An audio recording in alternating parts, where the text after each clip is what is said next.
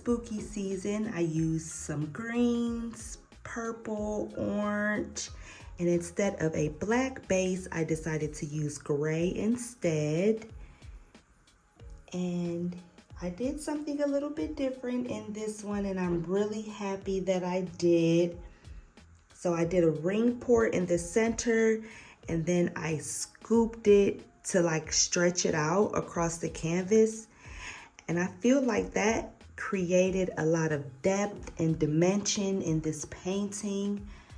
So especially there, just going to be mindful of the base color that I use next time. But I just did this one, you know, in honor of Halloween, and it actually looks like a stretched out spider web or like a distorted spider web.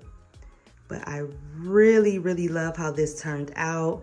I was very intentional with this painting, which is really going to be my style while still using the fluid acrylic techniques.